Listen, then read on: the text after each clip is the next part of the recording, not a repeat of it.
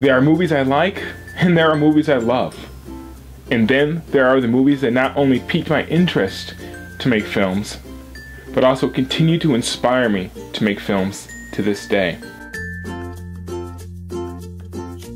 Now, this is not a list of my favorite movies. That's another list for another time. This is merely the list of movies and one television show that not only inspired me in the beginning to want to become a filmmaker, but also continually inspire me to do so whenever I watch them. The first film I watched that I remember truly touching me is Toy Story 1. I have it on DVD here. I watched it when I was 6 years old, I think, on VHS. And then I had the chance to get it on DVD, so I jumped at that chance. This is the 10th anniversary edition, and this came out in 2005. So this DVD itself is pretty old. The reason this film inspired me is because I remember watching it and loving it so much that I had Buzz Lightyear and Woody bedspread and pillowcases and toys. I absolutely loved this movie. And I remember watching it, later on in life watching it in the special features, watching the behind the scenes and how they did it, and that just made me want to love it. But when I watched it when I was 6 years old, I remember coming upstairs, drawing like movie posters on a like piece of notepaper, and then taking all my action figures and my toys and portraying my own film, however horribly written it was, practicing, and then showing it to my family later on. And that was my first attempt at filmmaking. The next film I remember watching that made me want to become a filmmaker is not necessarily the film itself, but definitely the behind the scenes footage, and that is Night at the Museum. I still love this movie. It is probably on my favorite movies of all time list. That's just because of the nostalgia factor. But the reason I like this film and the reason it makes me want to become a filmmaker is not the film itself, like I said, but the behind the scenes, specifically the audio commentary by the screenwriters. Robert Ben Grant and Thomas Lennon are the screenwriters of this film, and when I heard the commentary by them, and the way they interacted with one another, and the way they talked, they were close friends obviously, but the way they talked about what they had to do to write the film, what they had to do through the process of filmmaking, just made me want to become a filmmaker. The next film is a film that places a truly, truly special place in my heart. I saw it with my closest friend and my father with the day it came out, and I remember when it was off and the credits started rolling, I looked up and I said, I want to do that.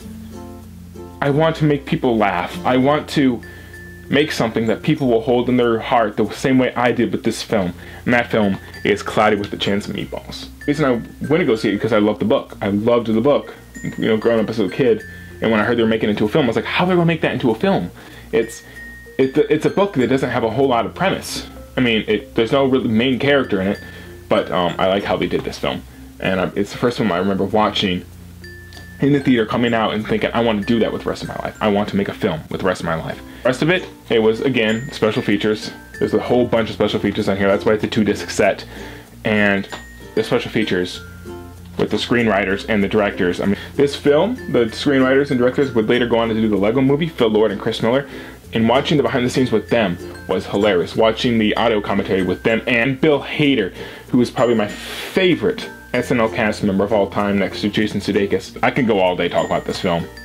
It's an animated film. I'm 21 years old and I still love it. The next production I want to talk about is not necessarily a film per se, but is definitely something that still continues to make me want to do filmmaking to this day, just because of the way it's made, the writing, the characters in it just make me want to do something like this, and that is The Regular Show. This show is so uniquely funny.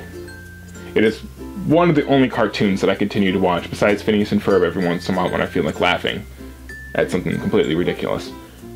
But the show is so incredibly bizarre and hilarious that I can watch episodes that I've seen 5 times and love.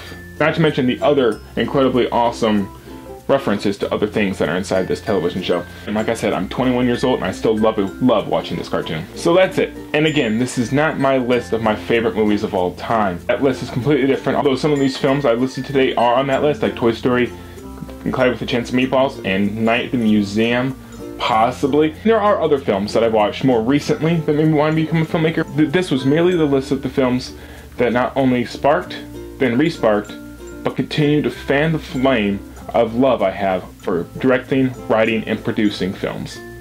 I'll see you guys later.